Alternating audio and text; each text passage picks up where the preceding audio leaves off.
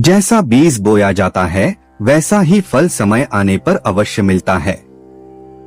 मंगलाचरण। श्री गुरु चरण सरोज रज निज मन मुकुर सुधारी, बरनु रघुवर बिमल जसु जो दायक फलचारी। कर्मणा जायते जंतुः कर्मणे विलीयते, सुखं दुःखं भयक्षेम कर्मणे वाभिपद्यते। भाइयों और बहनों, आज संसार का हर मनुष्य एक प्रश्न से परेशान है। मेरे साथ ऐसा क्यों हो रहा है? मैंने किसी का बुरा नहीं किया, फिर भी दुख क्यों मिला? और दूसरी ओर कोई पाप करके भी सुखी दिखाई देता है। लेकिन सनातन धर्म कहता है, कर्म कभी समाप्त नहीं होता, केवल समय की प्रतीक्षा करता है। कर्म बैंक की तरह है, जो जमा किया है वही ब्याज सहित लौट कर आएगा। आज नहीं तो कल, इस जन्म में नहीं तो अगले जन्म में। कर्म क्या है? भगवान श्री कृष्ण ने गीता में कहा, कर्मण्येवाधिकारस्ते मा फलेषु कदाचन। अर्थात मनुष्य का अधिकार केवल कर्म करने में है, फल देने वाला भगवान है। आप जो सोचते हैं, बोलते हैं, करते हैं, वही कर्म है। किसी को दुख देना भी कर्म है, किसी की सहायता करना भी कर्म है, मन में ईर्ष्या रखना भी कर्म है, भगवान का नाम लेना भी कर्म है। और याद रखिए, कर्म केवल हाथों से नहीं, मन और वाणी से भी बनता है। कर्म कब अपना हिस्सा लेने आता है? जब समय पूर्ण हो जाता है। जैसे खेत में बीज बोने के बाद तुरंत फल नहीं आता, पहले मिट्टी, फिर पानी, फिर धूप, फिर समय आने पर फल निकलता है। वैसे ही कर्म भी समय देखकर फल देता है।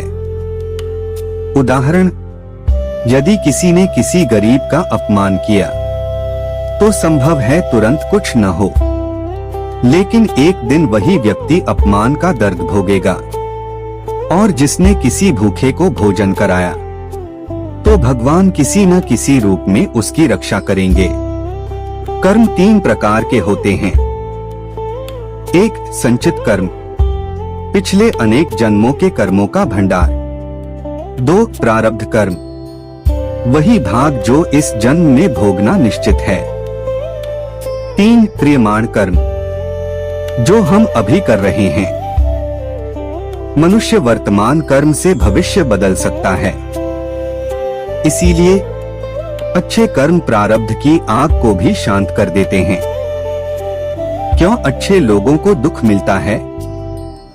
कई लोग कहते हैं, मैं पूजा करता हूँ, फिर भी दुख क्यों? क्योंकि यह दुख वर्तमान का नहीं, पुराने कर्मों का हिसाब हो सकता है। जैसे डॉक्टर इंजेक्शन देता है तो दर्द होता है, लेकिन वह उपचार के लिए होता है।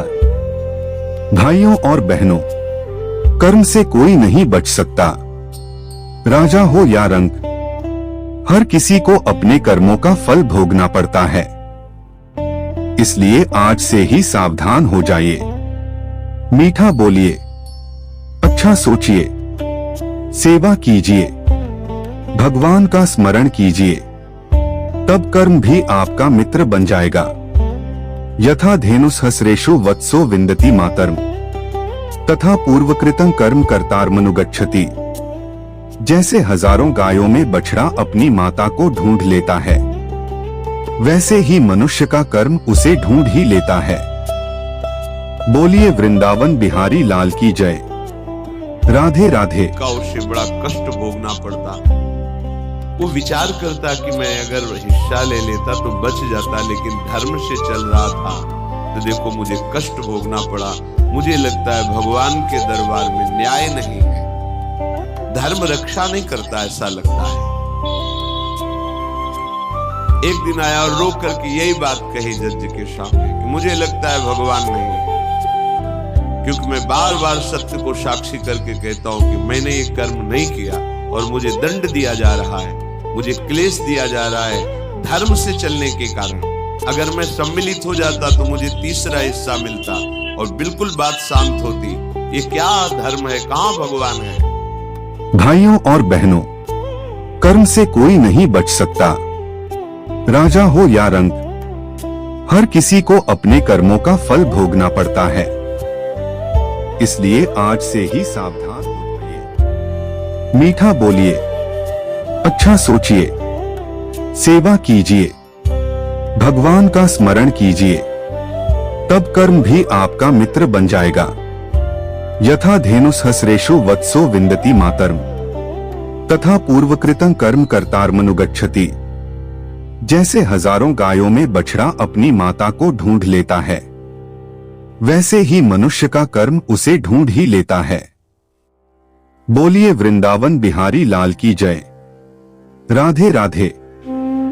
रावण विद्वान था, शक्तिशाली था, लेकिन अहंकार और अधर्म के कर्म ने उसका विनाश कर दिया। श्री राम वनवास गए, कष्ट सहा, लेकिन धर्म नहीं छोड़ा। अंत में विजय किसकी हुई? धर्म की। इसलिए देर हो सकती है, लेकिन कर्म का न्याय अटल है।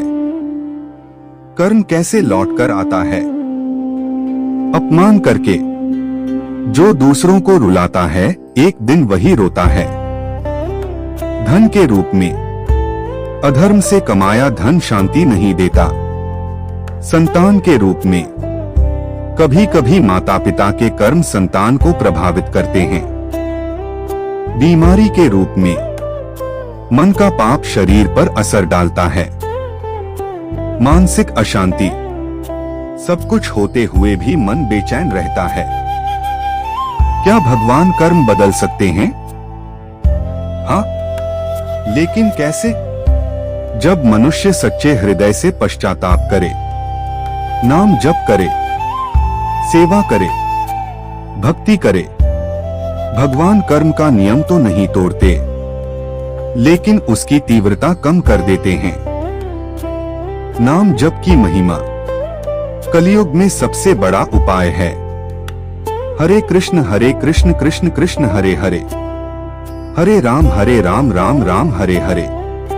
नाम जप अग्नि की तरह है।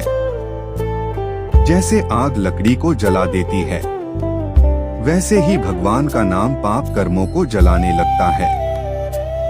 एक सुंदर कथा। एक व्यक्ति प्रतिदिन लोगों को धोखा देता था।